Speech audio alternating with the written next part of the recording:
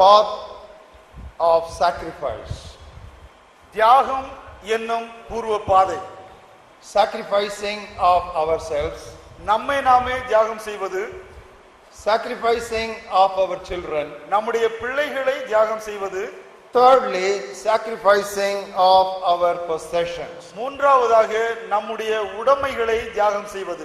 Sacrificing of our possessions. நம்முடைய உடைமைகளை, நம்முடைய சொத்துக்களை தியாகம் செய்தல். So much of teaching and preaching is there about giving and tithing and very little on sacrificing. இன்றைக்கு கொடுப்பதை குறித்தும் தசமபாகத்தை குறித்தும் அதிகமாக, அளவுக்கு அதிகமாக பேசப்படுகிறது. ஆனால் தியாகத்தை குறித்து பேசுவதே இல்லை. Once again, திரும்பவும் so much of teaching and preaching on giving and tithing, but very little on sacrificing. கொடுப்பதையும் தசமபாகத்தையும் குறித்து அளவுக்கு அதிகமாக பேசப்படுகிறது. ஆனால் தியாகத்தை குறித்து கொஞ்சமும் பேசுவதில்லை. Tithing, beloved, is an Old Testament prescription. தசமபாகம் என்பது பழைய ஏற்பாட்டு முறைமை. You don't find it in the New Testament at all. புதிய ஏற்பாட்டிலே அதை பார்க்கவே முடியாது. There is no teaching about tithing in the New Testament. புதிய ஏற்பாட்டிலே தசமபாகத்தை குறித்து எந்த விதமான போதனையும் இல்லை. When does the New Testament begin? புதிய ஏற்பாடு எப்பொழுது ஆரம்பித்தது? New Testament does not begin with Matthew 1. மத்தேயு முதலாவது அத்தியாயத்திலிருந்து புதிய ஏற்பாடு ஆரம்பிக்கவில்லை. New Testament begins with the death of Christ, because the Bible says this is the blood of the new covenant. Without shedding of blood, there is no establishment of covenant. புதிய ஏற்பாடு இயேசு கிறிஸ்துவின் மரணத்திலே ஆரம்பிக்கிறது. ஏன் என்று சொன்னால் இது புதிய உடன்படிக்கையின் ரத்தம் என்று சொல்லப்படுகிறது. இந்த புதிய உடன்படிக்கையின் ரத்தம் சிந்தப்படாவிட்டால் அங்கே புதிய உடன்படிக்கை இல்லை. So the Old Testament runs up to the death of Christ. The New Testament begins after the death of Christ. பழைய ஏற்பாடு சிலுவை மட்டும் வருகிறது.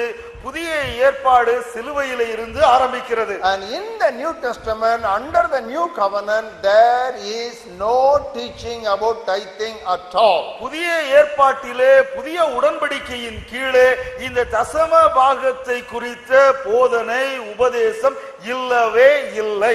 On the other hand, the New Testament repeatedly emphasizes sacrificial giving. ஆனால் புதிய ஏற்பாடு அதற்கு மாறாக தியாக பூர்வமாக கொடுப்பதை குறித்து சொல்லுகிறது. There was one woman who broke her perfume bottle and sacrificed it by pouring it at the feet of Jesus.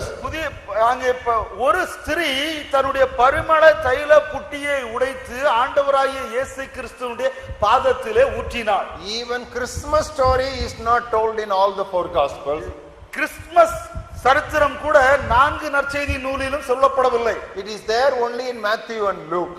மத்தேயு மற்றும் லூக்கா நற்செய்தி நூலிலே மாத்திரம் அதை பார்க்கிறோம். But the story of this aromatic experience of that woman is told in all the four gospels. ஆனால் இந்த பெண்ணின் பரிமளம் வீசும் அந்த அனுபவம், அந்த கதை 4 நற்செய்தி நூல்களிலும் எழுதப்பட்டிருக்கிறது. Not only it is narrated in all the four gospels, it was also highly commended by the Lord Jesus Christ, who said, wherever this gospel shall be preached in all the world, what this woman has done shall be told as a memorial for her. இவர் செய்த இந்த ஒரு காரியம் 4 நற்செய்தி நூல்களிலும் எழுதப்பட்டிருப்பது மாத்திரமல்ல, அவள் செய்த அந்த காரியம் நம்முடைய ஆண்டவராகிய இயேசு கிறிஸ்துவினாலே பாராட்டப்பட்டது. அவர் சொல்லுகிற பொழுது சொல்லுகிறார், எங்கெல்லாம் இந்த நற்செய்தி அறிவிக்கப்படுமோ அங்கெல்லாம் இந்த பெண் செய்ததும் சொல்லப்படும். What for it should be said? எதற்காக அது சொல்லப்பட வேண்டும்? In order to tell the people in the gospel age, the pattern for giving should be sacrificial. நற்செய்தி காலத்திலே இருந்த அந்த மக்களுக்கு கொடுக்கிறதனுடைய முறை என்னவென்றால் அது தியாகமாய் கொடுப்பதே என்பதை வலியுறுத்தும்படியாக அது சொல்லப்படுகிறது. There was Zacchaeus running to his home to receive and welcome Jesus Christ at his doorstep. சகேயு தன்னுடைய வீட்டிற்கு ஓடி சென்று தன்னுடைய வீட்டிற்குள் வருகிற அந்த ஆண்டவராகிய இயேசு கிறிஸ்துவை வாயிலில் நின்று வரவேற்க நிற்கிறான். Immediately what did Zacchaeus say without Jesus Christ prompting him to say anything? ஆண்டவராகிய இயேசு கிறிஸ்து அவனுக்கு எதை சொல்ல வேண்டும் என்று சொல்லிக் கொடுக்காமலே உடனடியாக சகேயு என்ன சொன்னான்? I will give half of what I have to the poor. என்னுடைய சொத்துக்களில் பாதியை நான் தரித்திரருக்கு கொடுப்பேன். And what did Jesus immediately say? உடனடியாக இயேசு கிறிஸ்து என்ன சொன்னார்? Today salvation has come to this house. இன்றைக்கு இந்த வீட்டிற்கு ரட்சிப்பு வந்தது. What does it mean? என்ன அர்த்தம்? There we have the beginning of the New Testament. அங்கேதான் புதிய ஏற்பாட்டின் துவக்கம் இருக்கிறது. Because we are living in the age of salvation. நாம் ரட்சணியத்தின் காலத்தில் இருக்கிறோம். So Jesus Christ commended that and he said, today salvation has come to this house because this man has come to learn what is sacrificial giving.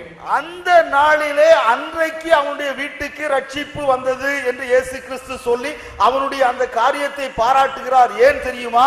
இந்த நாளிலே தான் புதிய ஏற்பாட்டிலே சொல்லப்படுகிற அந்த தியாகபூர்வமாக கொடுப்பதை அந்த மனிதன் செய்கிறான். There comes a young advocate to the Lord Jesus அங்கே Christ. ஒரு இளைஞனாய் இருக்கிற ஒரு வழக்கறிஞர் ஆண்டவராய் இயேசு கிறிஸ்துவிடத்திலே He வருகிறார். asks a very pertinent question to the Lord Jesus Christ. What must I do to inherit eternal life? நித்திய ஜீவனை சுதந்தரித்துக் கொள்ள நான் என்ன செய்ய வேண்டும் என்று மிக முக்கியமான ஒரு கேள்வியை ஆண்டவராய் இயேசு கிறிஸ்துவிடத்திலே கேட்கிறார். Because that question was asked during the time of the old dispensation of the law. Jesus, as the son of the law, he said, obey the commandment. அது பழைய ஏற்பாட்டின் நியாயப்பிரமாணத்தின் அந்த யுகத்திலே இந்த கேள்வி கேட்கப்பட்டதினாலே நியாயப்பிரமாணத்தின் குமாரனாய் இருக்கிற ஆண்டவராகிய இயேசு கிறிஸ்து நீ நியாயப்பிரமாணத்திற்கு கீழ்ப்படிய வேண்டும், கைக்கொள்ள வேண்டும் என்று சொல்லுகிறார். And he said 1 2 3 4 5 all these things I have followed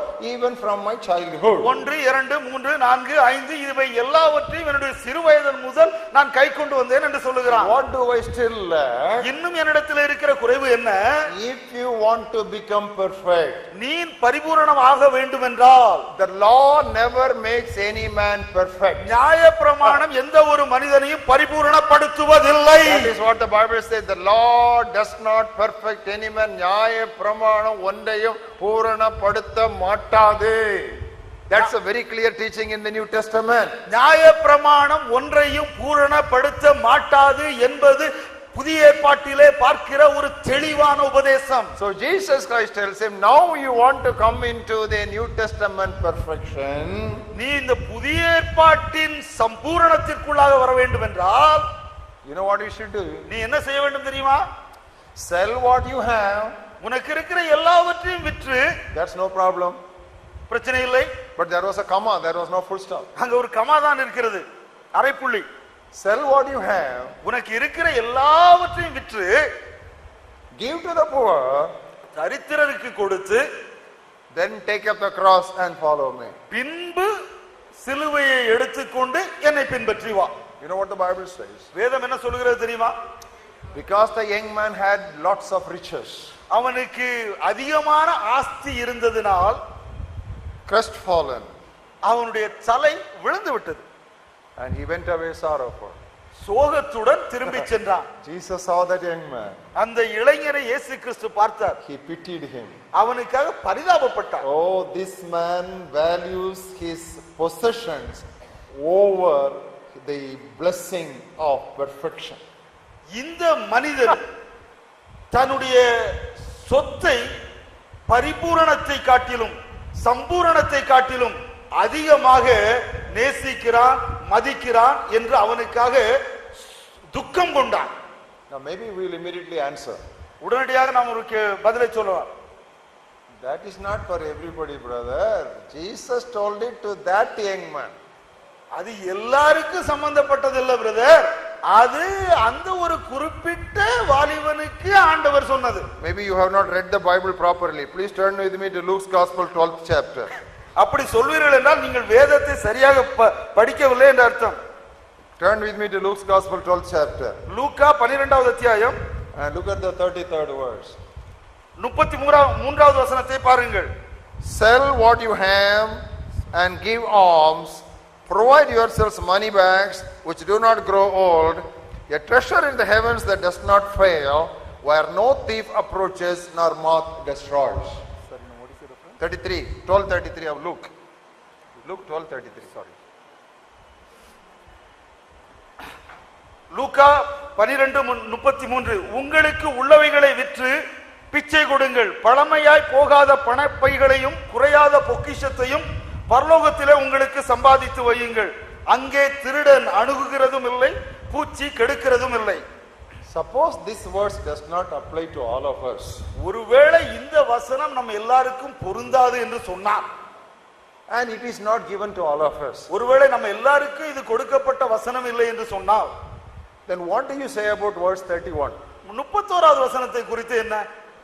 Seek first the kingdom of God and all these things shall be added unto you. தேவனுடைய ராஜ்யத்தை தேடுங்கள், அப்பொழுது இவைகள் எல்லாம் உங்களுக்கு கூட கொடுக்கப்படும். How can you take 31st verse for you and leave out the 33rd verse? 31வது வசனத்தை சொந்தம் பாராட்டி 33வது வசனத்தை வேண்டாம் என்று தள்ள முடியுமா? We not only like and speak verse 31, we also compose chorus on verse 31 and we sing it alone.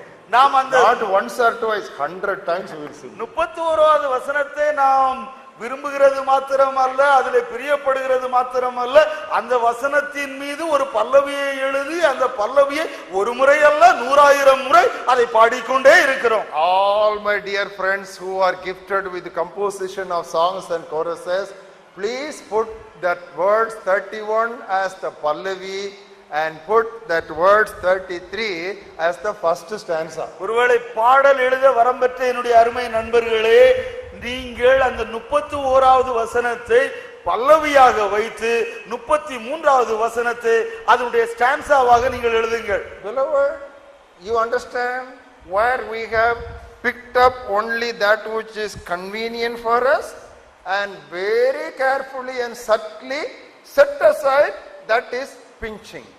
நமக்கு மிக வசதியான காரியத்தை மாத்திரம் நாம் எடுத்துக்கொண்டு நம்மை பாதிக்கிற காரியத்தை கவனமாக எப்படி தள்ளி வைத்திருக்கிறோம் என்பதை உங்களாலே பார்க்க முடிகிறதா?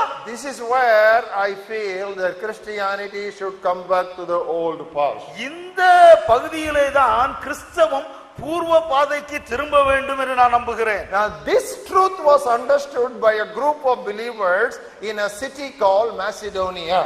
மக்கோதோனியாவிலே in a country called Macedonia. மக்கோதோனியா என்கிற அந்த ஒரு நாட்டிலே இருந்த விசுவாசிகள் இந்த சத்தியத்தை புரிந்து கொண்டார்கள். So what did they do? அவர்கள் என்ன செய்தார்கள்? Turn with us to 2 Corinthians 8th chapter. 2 கொரிந்தியர் 8வது அத்தியாயத்திற்கு வாருங்கள். And I will read the 3rd verse to you.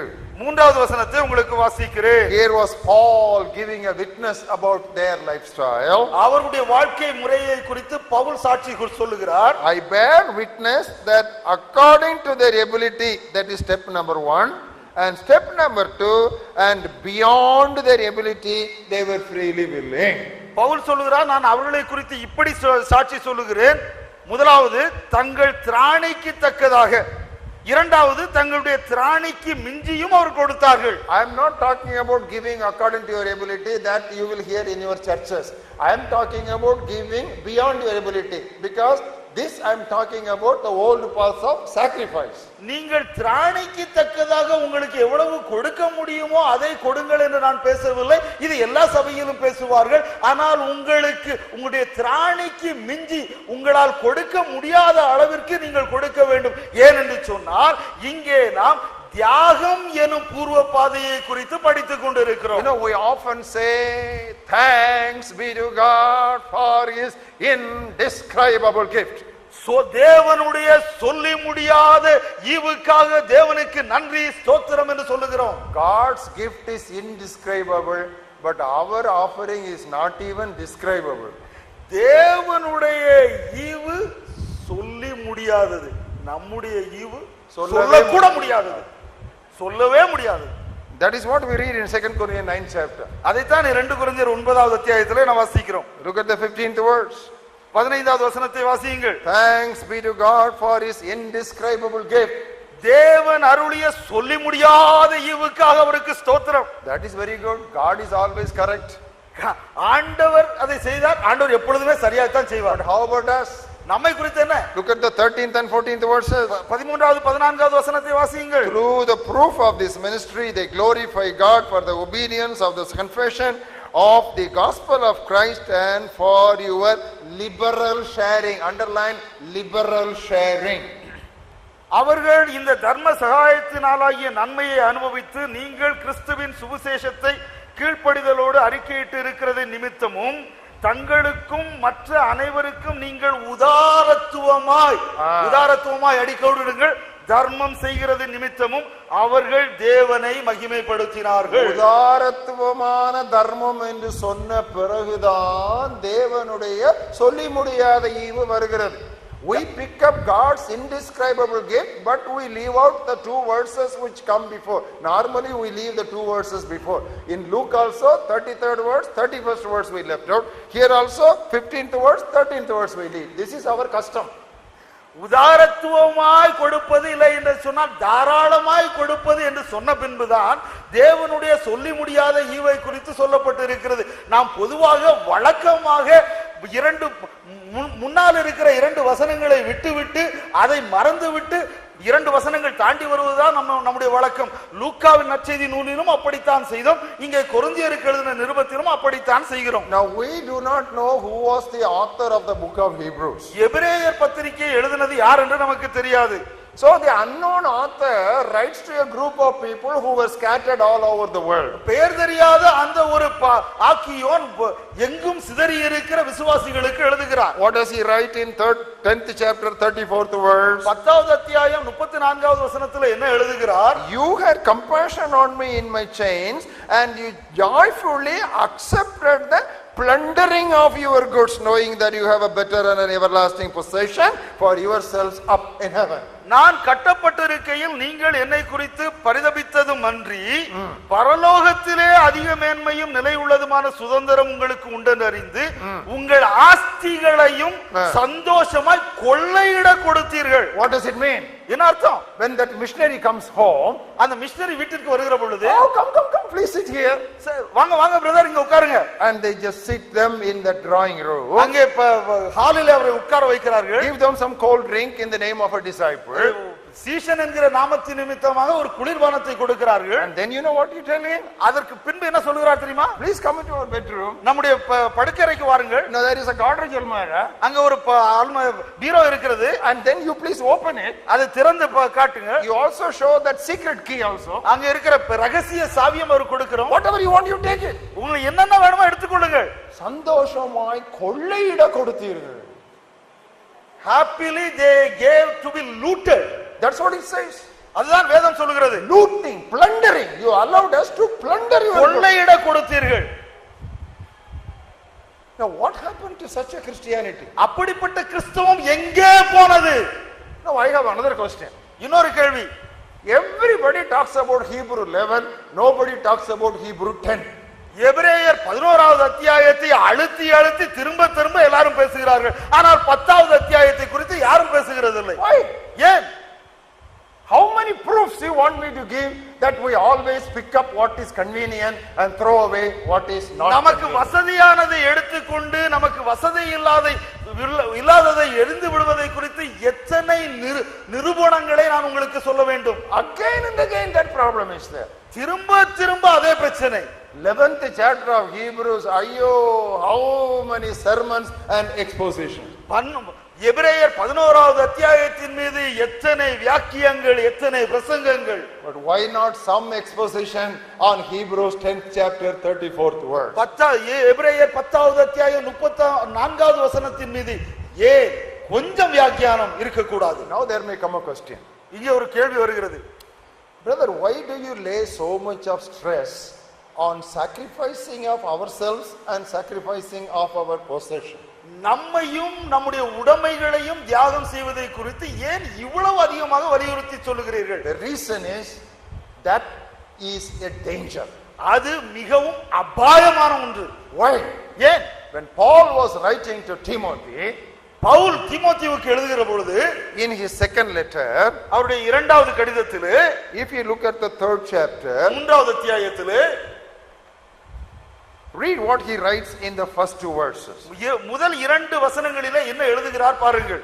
2 Timothy 3rd chapter, the first two verses. 2 தீமோத்தேயு 3வது அத்தியாயம் முதல் 2 வசனங்கள். Know this, that in the last days perilous, dangerous times will come. மேலும் கடைசி நாட்களில் கொடிய காலங்கள் வரும் என்று அறிவாயாக. How do you say it's going to be bad times? அது கொடிய காலம் என்று உங்களுக்கு எப்படி தெரியும்? Number 1, முதலாவது, men will be lovers of themselves. மனுஷர்கள் தற்பிரியராய் இருப்பார்கள். Number 2, இரண்டாவது, they will be lovers of money.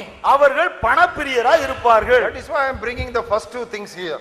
ஆகவேதான் அந்த முதல் 2 முக்கியமான காரியத்தை நான் இங்கே இவ்வளவு அதிகமாக I am not வலியுறுத்துகிறேன். trying to bring something according to my imagination. என்னுடைய கற்பனையிலே வந்த ஒன்றை நான் உங்களுக்கு சொல்லவில்லை. This has been sufficiently and succinctly warned in the scriptures that in the last days there will be 2 outstanding signs of the perilous times. Number 1, lovers of themselves, and number 2, lovers of their possessions.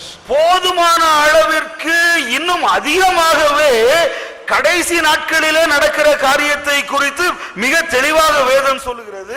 அதிலே முதலாவது மனிதர்கள் தற்பிரியராய் இருப்பார்கள், இரண்டாவது அவர்கள் பணப்பிரியராய் இருப்பார்கள். While talking about sacrifice, therefore, we must deal with the subject of materialism. ஆகவேதான் தியாகத்தை குறித்து பேசுகிற பொழுது கண்டிப்பாக பொருளாசையை குறித்து, இல்லை என்று சொன்னால் பொருளாதார மனநோக்கை குறித்து நாம் பேசித்தான் ஆக வேண்டும். 120 disciples were on the upper room and they were sitting and expecting the fulfillment of the promise of their Lord before his ascension.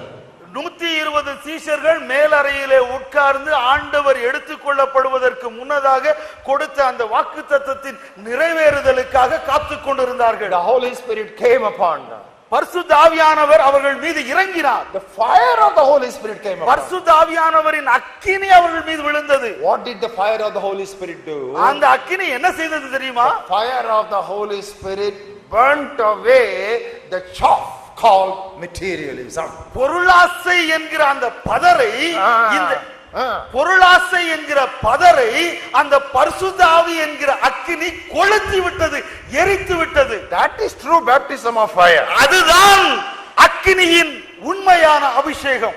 Because the Holy Spirit came upon them. அவர்கள் மீது பரிசுத்த ஆவியானவர் இறங்கினார். Tongues like fire sat upon each of them. அவர்கள் மீது அக்கினிமயமான நாவுகளின் ஆவியானவர் இறங்கினார். And it burned the chaff of materialism. அங்கே பொருளாசை என்கிற, இல்லை என்று சொன்னால் பொருளாதார மனநோக்கு என்கிற அந்த பதரை அது சுட்டெரித்தது. How do I say that? அதை நான் எப்படி சொல்கிறேன்? No apostle said it. எந்த அப்போஸ்தலரும் அதை சொல்லவில்லை. Peter did not give a commandment. பேதுரு அப்படிப்பட்ட ஒரு கட்டளை கொடுக்கவில்லை. It was not a statutory requirement for baptism. அது ஞானஸ்நானம் எடுப்பதற்கு அது ஒரு முக்கிய நிபந்தனையும் அல்ல. But what did they do? அவர்கள் என்ன செய்தார்கள்? My Bible says they sold all their possessions. என்னுடைய வேதம் சொல்லுகிறது அவர்களுக்கு இருந்த எல்லாவற்றையும் அவர்கள் விற்றார்கள். அவர்கள் ஆஸ்திகள் எல்லாவற்றையும் விற்றார்கள். And they placed it at the apostles' feet. விற்று அதை அப்போஸ்தலருடைய பாதத்திலே படைத்தார்கள். Where do we read it? அதை நாம் எங்கே வாசிக்கிறோம்? Acts of the Apostles, 2nd chapter. அப்போஸ்தலர் நடபடிகளின் புத்தகம் 2வது அத்தியாயம். Look at the 44th verse. 44வது வசனத்தை வாசிப்போம். All who believed were together and had all things in common and sold their possessions and goods and divided them among all as anyone had need. அப்போஸ்தலர் 2வது அத்தியாயம் 44வது 45வது வசனம். விசுவாசிகள் எல்லாரும் ஒருமித்திருந்து சகலத்தையும் பொதுவாய் வைத்து அனுபவித்தார்கள். காணியாட்சிகளையும் ஆஸ்திகளையும் விற்று ஒவ்வொருவனுக்கும் தேவையானதுக்கு தக்கதாக அவைகளில் எல்லாருக்கும் பகிர்ந்து கொண்டார்கள். We are all very fond of Acts 2:4. அப்போஸ்தலர் 2ஆம் அத்தியாயம் 4வது வசனம் நமக்கு அதிக பிரியம். They were all filled with the Spirit and spoke in tongues. அவர்கள் எல்லாரும் பரிசுத்த ஆவியானவரால் நிரப்பப்பட்டு அந்நிய பாஷையிலே பேசினார்கள். We like 2:4 but we don't like 2:44. 2:4 பிரியம், ஆனால் 2:44 வேண்டாம். So many sermons preached on 2:4 But who dares to preach on 244?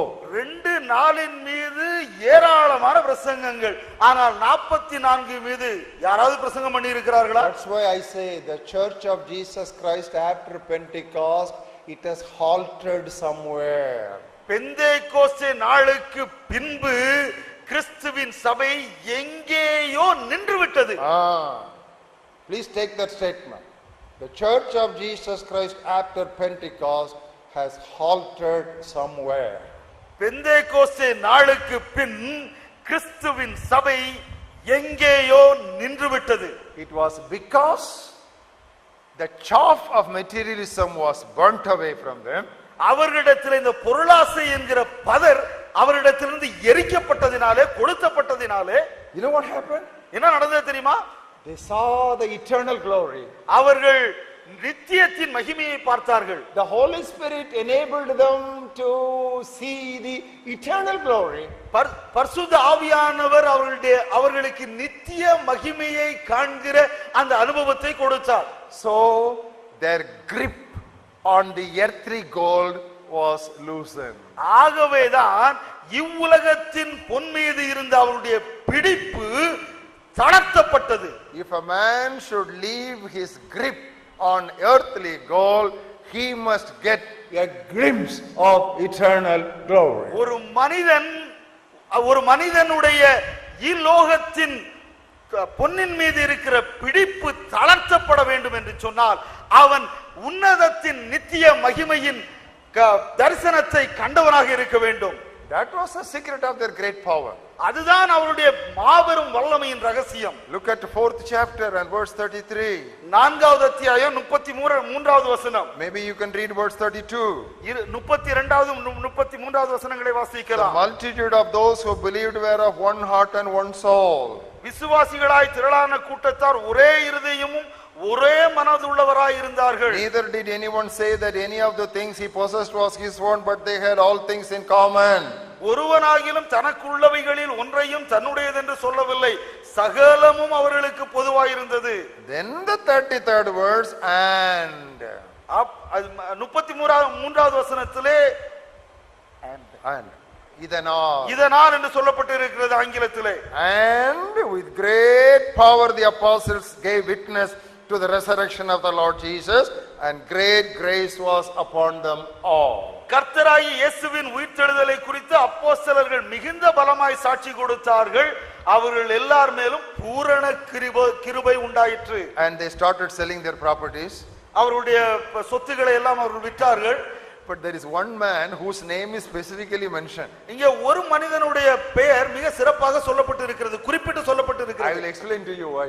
அது ஏன் என்று உங்களுக்கு சொல்ல விரும்புகிறேன். Look at the 36th verse. 36வது வசனத்திற்கு வாருங்கள்.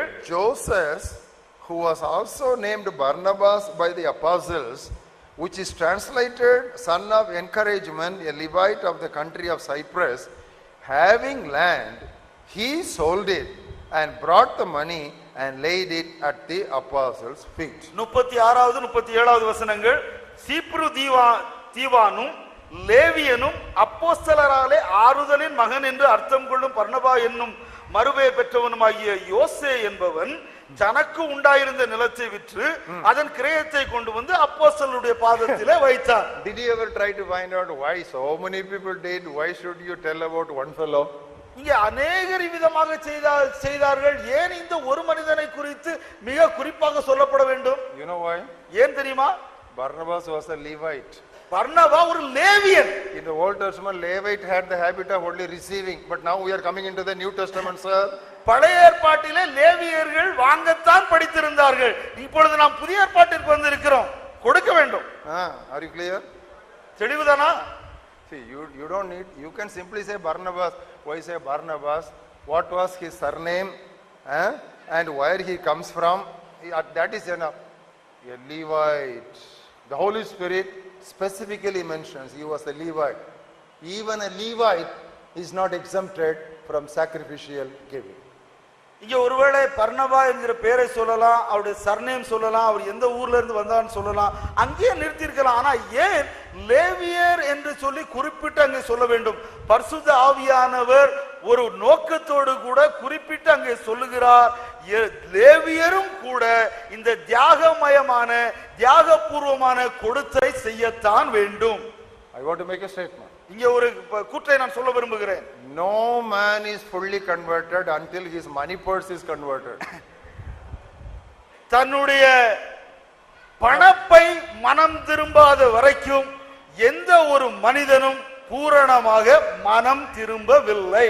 One young fellow came to the pastor for baptism. ஒரு இளைஞர் போதகரிடத்தில் ஞானஸ்நானம் பெறும்படியாக வந்தான். And he wanted to get into the baptismal font. அங்க ஞானஸ்நான தொட்டிக்குள்ளாக இறங்க போனான். And the pastor was ready to immerse him. அவனை முழுக்கும்படியாக போதகர் அங்க நின்று கொண்டிருந்தார். And this boy said, wait a minute, I'll go out and come. கொஞ்சம் பொறுங்க, நான் கொஞ்சம் வெளியே போயிட்டு வந்துடுறேன்னு சொன்னான். And what's the matter problem? What's the matter, young man? போதகர் உடனே கேட்டார், என்னப்பா விஷயம்?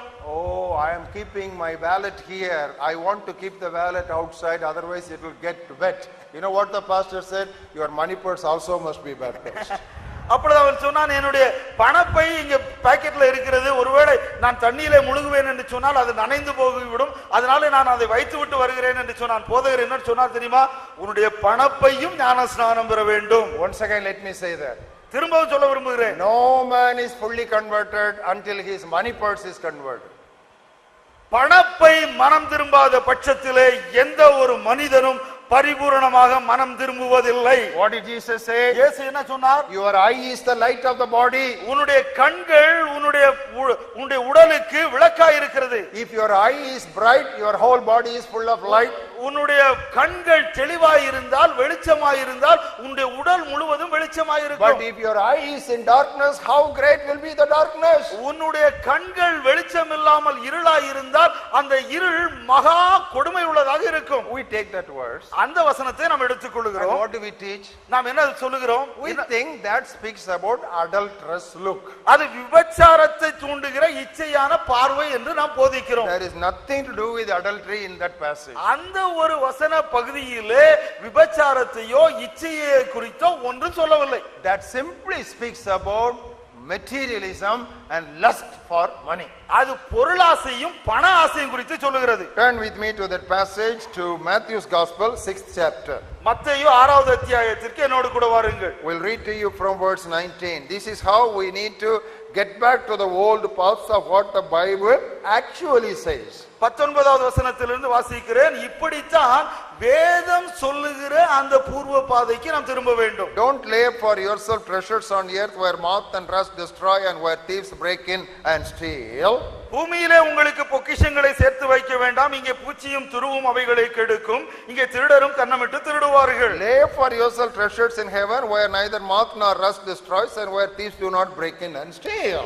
பரலோகத்திலே உங்களுக்கு பொக்கிஷங்களை சேர்த்து வையுங்கள், அங்கே பூச்சியாவது துருவாவது கெடுக்கிறதும் இல்லை, அங்கே திருடர் கன்னமிட்டு திருடுகிறதும் இல்லை. For where your treasure is, there your heart will be also. உங்கள் பொக்கிஷம் எங்கே இருக்கிறதோ அங்கே உங்கள் இருதயமும் இருக்கும். The lamp of the body is the eye. If therefore your eye is good, your whole body is full of light. கண்ணானது சரீரத்தின் விளக்காய் இருக்கிறது. உன் கண் தெளிவாய் இருந்தால் உன் சரீரம் முழுவதும் வெளிச்சமாய் இருக்கும். If your eye is bad, your whole body will be full of darkness. உன் கண் கெட்டதாய் இருந்தால் உன் சரீரம் முழுவதும் இருளாய் இருக்கும். Therefore the light that is in you is darkness. How great is that darkness? இப்படி உன்னில் உள்ள வெளிச்சம் இருளாய் இருந்தால் இருள் எவ்வளவு அதிகமாய் இருக்கும். Again Jesus continues the subject.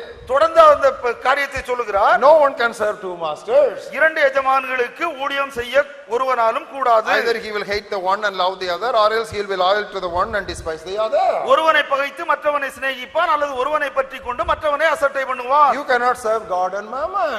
தேவனுக்கும் உலக பொருளுக்கும் ஊழியம் செய்ய உங்களால் கூடாது.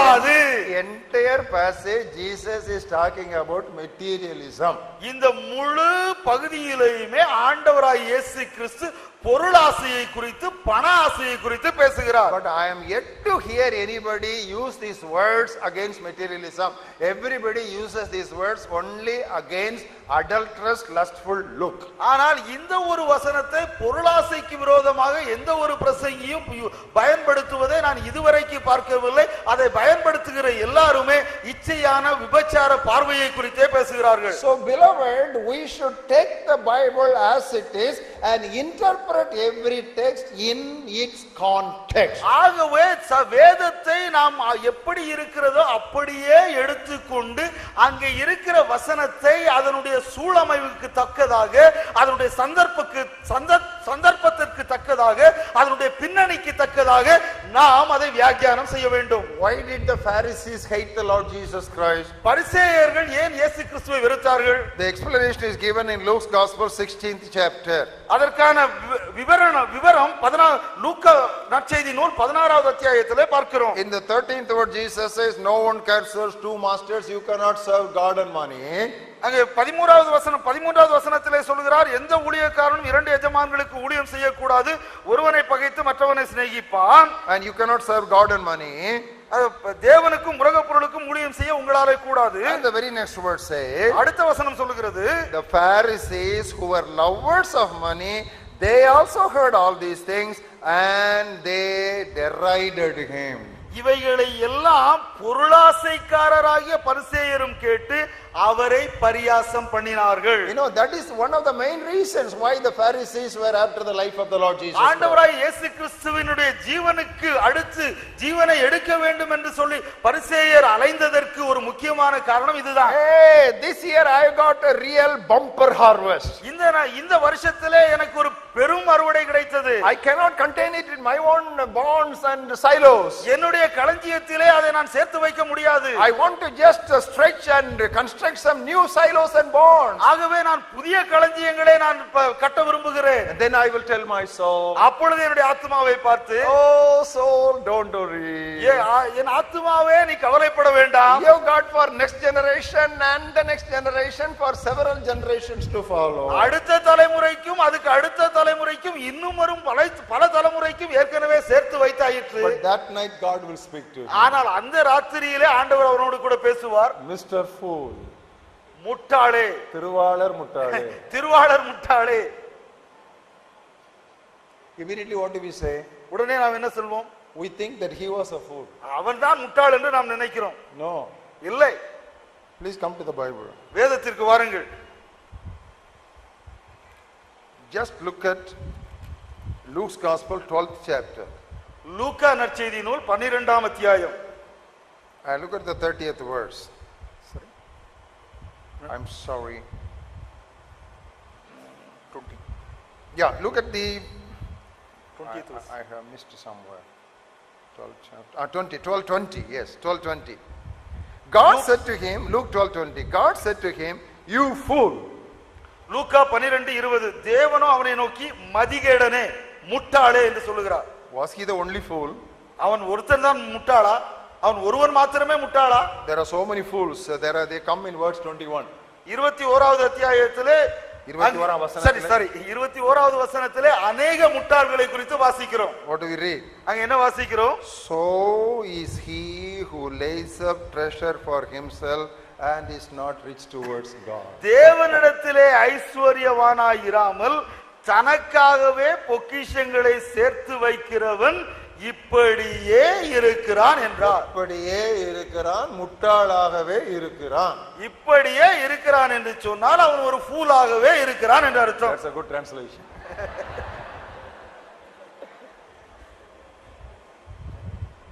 You see, Jesus Christ, he stretches it. It's a general truth.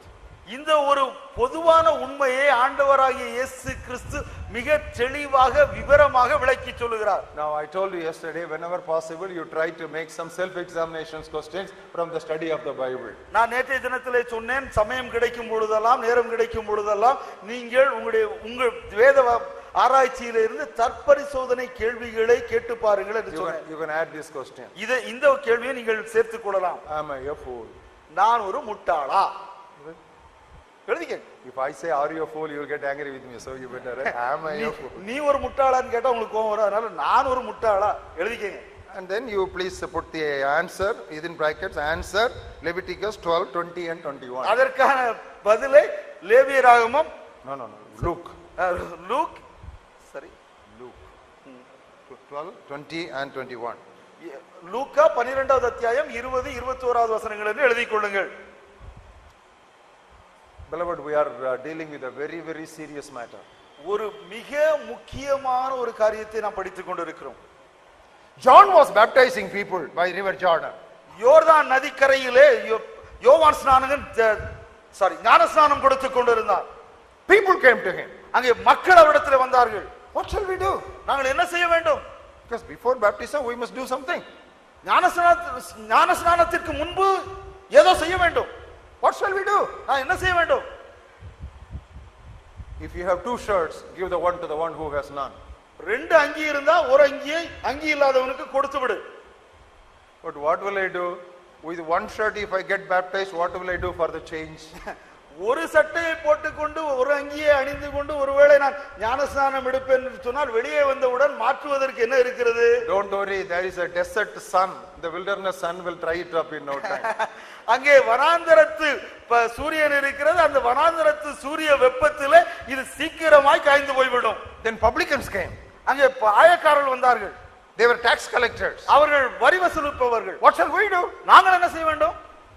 Don't take more than what is due to you. நீங்கள் எவ்வளவு வாங்க வேண்டுமோ அவ்வளவுதான் வாங்க வேண்டும். சம்பளம் வாங்கு, கிம்பளம் வாங்காதே. Don't get anything more than what is due to you. சம்பளம் வாங்கு, கிம்பளம் வாங்காதே. And then the third group came. மூன்றாவது பிரிவினர் வந்தார். Soldiers. போர் வீரர்கள். What shall we do? நாங்கள் என்ன செய்ய வேண்டும்? Don't intimidate any man, but be satisfied with your wages. யாரையும் நீ ஏமாற்ற வேண்டாம், யாரையும் கஷ்டப்படுத்த வேண்டாம். உன்னுடைய சம்பளத்துல நீ திருப்தியா இரு. உன்னுடைய சம்பளமே போதும் என்று இரு. Now I want you to make some observation. இங்கே ஒரு காரியத்தை கவனிக்க வேண்டும் என்று விரும்புகிறேன். First people came. இங்கே பொதுமக்கள் வந்தார்கள் முதலாவதாக. Then publicans came. வரி வசூலிப்பவர்கள் இரண்டாவதாக வந்தார்கள். Then policemen came. மூன்றாவதாக காவலாளர்கள் வந்தார்கள். For all the 3 of them, the condition was relating to money. Did you notice it? அந்த 3 பிரிவினருக்கும் கொடுக்கப்பட்ட நிபந்தனை பணத்திற்கு சம்பந்தப்பட்டது. Who gives such an instruction for baptism? இன்றைக்கு ஞானஸ்நானத்திற்கு யார் இப்படிப்பட்ட நிபந்தனையை கொடுக்கிறார்கள்? We even give proxy baptism. Parents make some useless confessions for their innocent children. To that extent we are backslidden. இன்றைக்கு நாம் பிராக்சி ஞானஸ்நானம் கொடுக்கிறோம். பெற்றோர்கள் சத்தற்ற அறிக்கைகளை தம்முடைய பிள்ளைகளுக்காக செய்கிறார்கள். To that extent we have gone down. அந்த அளவிற்கு நாம் பின்வாங்கி போனோம். I am angry with the present Christianity. இன்றைக்கு இருக்கிற இந்த கிறிஸ்தவத்தின் நிலையை பார்த்து நான் கோபம் அடைகிறேன். It's a holy anger with which I am indignant. இன்றைக்கு இந்த பரிசுத்த கோபத்தினாலே நான் உந்தி தள்ளப்படுகிறேன். Can we backslide any further? இதை காட்டிலும் இன்னும் அதிகமாய் மோசமாய் பின்வாங்க முடியுமா? Which preacher talks about the love of money near the waters of baptism? இங்கே ஞானஸ்நானம் எடுக்க போகிற அந்த இடத்திலே பொருளாசையை குறித்து எந்த பிரசங்கி பேசுகிறார்? Everything is a distorted version today. இன்றைக்கு இருக்கிற எல்லாமே திரிக்கப்பட்ட மொழிபெயர்ப்புகள் தான். It's a ulta Christianity. இதெல்லாம் தலைகீழான கிறிஸ்தவம். That is why the call comes to us back to old paths of the scripture. ஆகவேதான் வேத வாக்கியங்களின் பூர்வ பாதைக்கு திரும்புங்கள் என்கிற அழைப்பு நம்மிடத்திலே வருகிறது. I know many of you will not like it. You will say this is a hard doctrine. Does not matter. My Bible says any plant that is not planted by the Father will be plucked out. உங்களில் அநேகருக்கு இது ஒருவேளை இஷ்டமாக இருக்காது. ஆனால் இதுதான் தேவன் சொல்லுகிற வார்த்தை. இது ஒருவேளை கடின உபதேசமாக இருக்கலாம். ஆனால் பிதா நடாத நாற்றெல்லாம் பிடுங்கப்பட்டு போகும். So there will decide which is a plant planted by the Lord and which is not a seedling that is planted by God. பிதாவினால் நட்டப்பட்ட நாற்று எது, பிதாவினால் நடப்படாத நாற்று எது என்பதை இது தீர்மானிக்கும். Because over the years we have not been careful and watchful enough to stress the doctrine of sacrifice. இந்த தியாகத்தை குறித்து நாம் கடந்த நாட்களிலே போதுமான அளவிற்கு நாம் வலியுறுத்தி சொல்லாததினாலே You know what has happened? என்ன நடந்தது தெரியுமா? The enemy has sown the tares called prosperity doctrine. எதிரியானவன் சுகபோக வாழ்வின் உபதேசம் என்கிற அந்த களையை விதைத்து விட்டான். What does the Bible say? வேதம் என்ன சொல்கிறது? When men slept, மனிதர் தூங்கிக் கொண்டிருக்கையில், நித்திரை செய்கையில் சத்துரு களையை விதைத்து விட்டு போய்விட்டான். Because preachers and servants of God, they were not watchful enough to teach Christians this doctrine of sacrifice.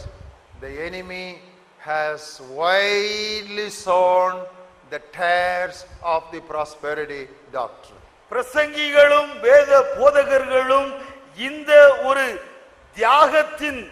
தியாகத்தை குறித்து வலியுறுத்தி தெளிவாகவும் கவனமாகவும் போதிக்காமல் போனதினாலே இன்றைக்கு சத்துரு சுகபோகம் என்கிற அந்த களையை விதைத்து போய்விட்டான். Today what do preachers say? இன்றைக்கு பிரசங்கிகள் என்ன சொல்கிறார்கள்? You come to Jesus, you will get this.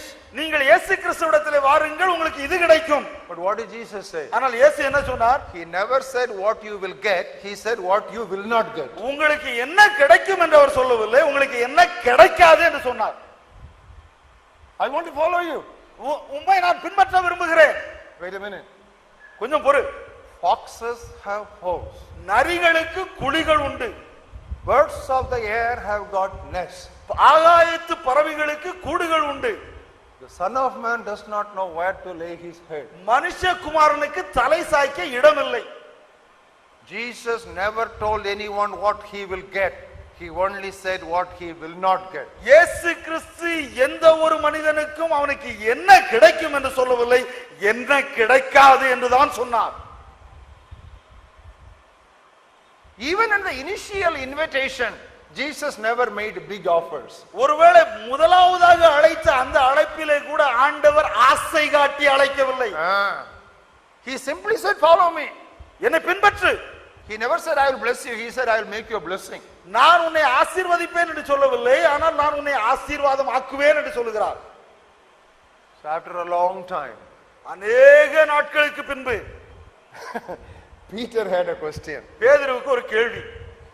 We have left everything and we have followed you. எல்லாவற்றையும் விட்டு உம்மை பின்பற்றி வந்தோம். What shall we get? எங்களுக்கு என்ன கிடைக்கும்? You keep on telling what we will not get, what we will not get, what we will not get. நெடுகவே என்ன கிடைக்காது என்ன கிடைக்காது என்ன கிடைக்காதுன்னே சொல்லிட்டு இருக்கிற, என்ன கிடைக்கும்னு ஒரு நேரமாவது சொல்லுமே. Will we get anything? எங்களுக்கு ஏதாவது கிடைக்குமா? Yes, you will get something. ஆமா, உனக்கு கிடைக்கும். Turn with me to Matthew's Gospel 19th chapter for Jesus answered to Peter's question. பேதுருவுடைய அந்த கேள்விக்கு இயேசு கிறிஸ்துவுடைய பதிலை மத்தேயு 19வது அத்தியாயத்திலே பார்ப்போம். And we'll read from verse 27. 27வது வசனத்திலிருந்து வாசிப்போம்.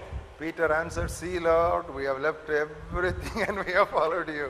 What shall we get? அப்பொழுது பேதுரு அவரை நோக்கி, இதோ நாங்கள் எல்லாவற்றையும் விட்டு உம்மை பின்பற்றினோமே, எங்களுக்கு என்ன கிடைக்கும் என்றார்.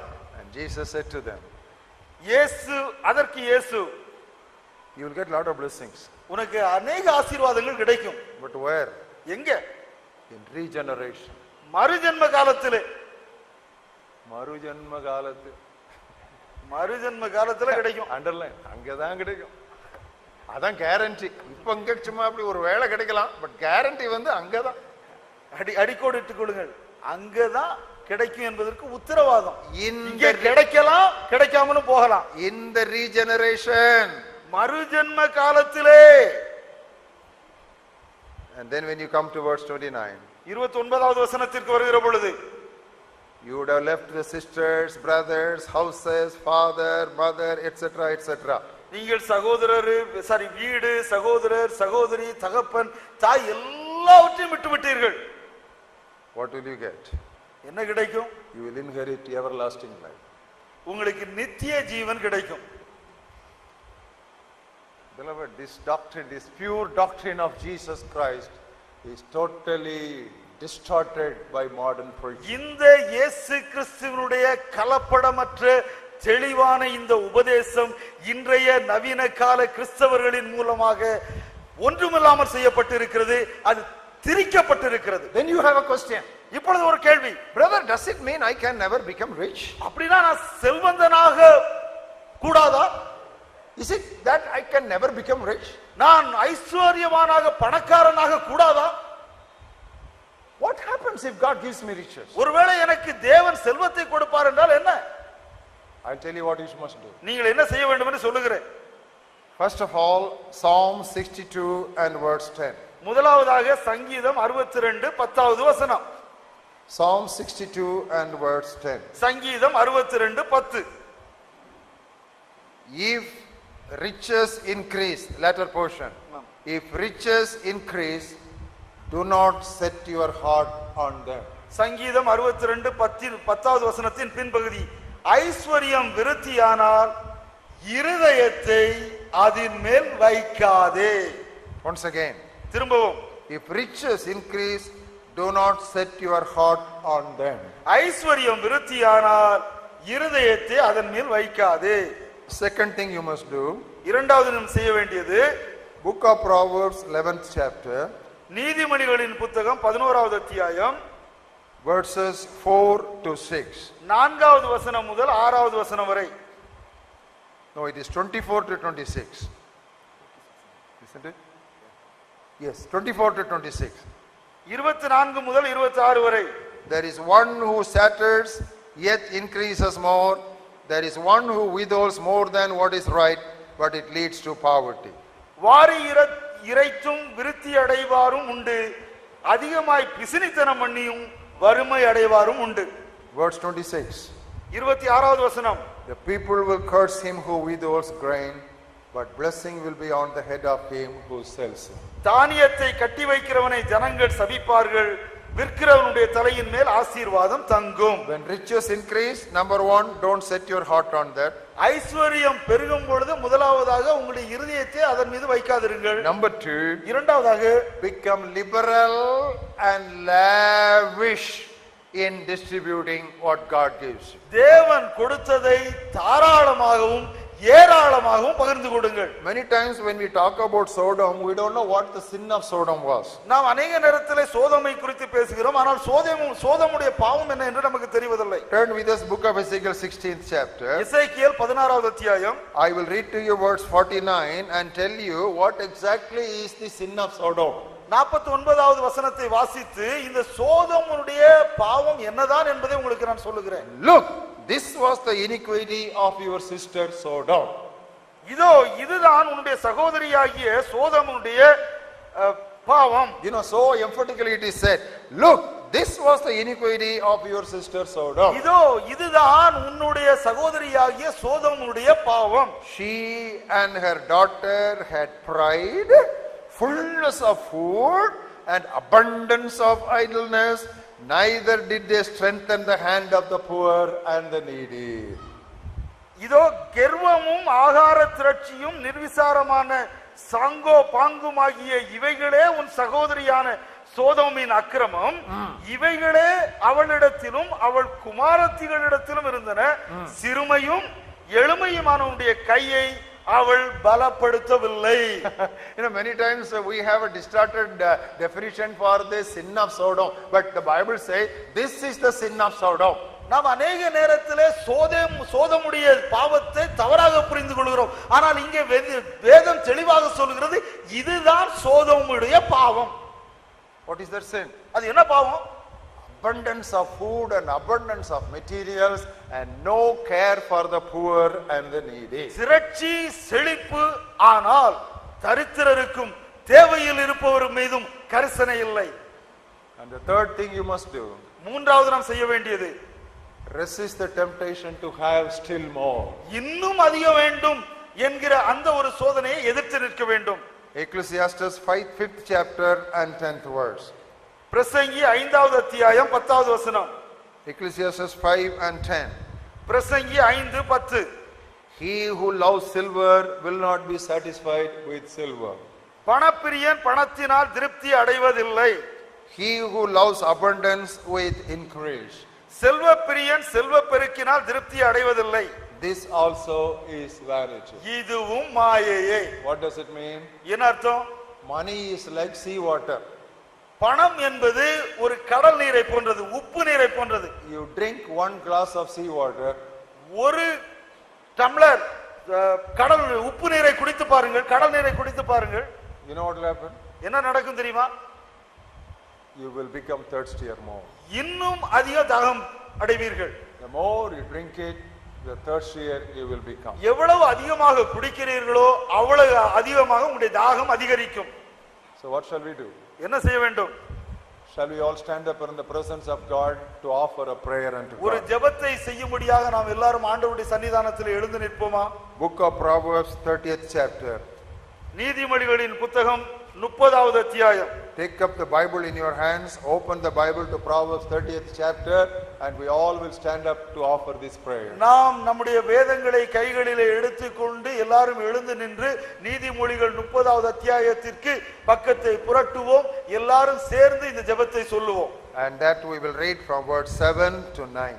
7வது வசனத்திலிருந்து 9வது வசனத்தில் வரைக்கும். All of you turn to your Bibles to book of Proverbs 30th chapter, reading from verse 7 to 9. நீதிமொழிகள் 30வது அத்தியாயம் 7வது வசனம் முதல் 9வது வசனம் வரை இருக்கிற அந்த வசன பகுதியை வாசிப்போம். First we will read it for you, then we all will read together. முதலாவது நாங்கள் உங்களுக்காக வாசிக்கிறோம், பின்பு நாம் எல்லாரும் சேர்ந்து வாசிப்போம். Two things I request of you. 2 மனு உம்மிடத்திலே கேட்கிறேன். Deprive me not before I die. நான் மரிக்கும் பரியந்தமும் அவைகளை எனக்கு மறுக்காமல் தாரும். Remove falsehood and lies far from me. மாயையையும் பொய் வசனிப்பையும் எனக்கு தூரப்படுத்தும். Give me neither poverty nor riches. சரித்திரத்தையும் ஐஸ்வரியத்தையும் எனக்கு கொடாதிருப்பீராக. Feed me with the food you prescribe for me, lest I be full and deny you and say, who is the Lord?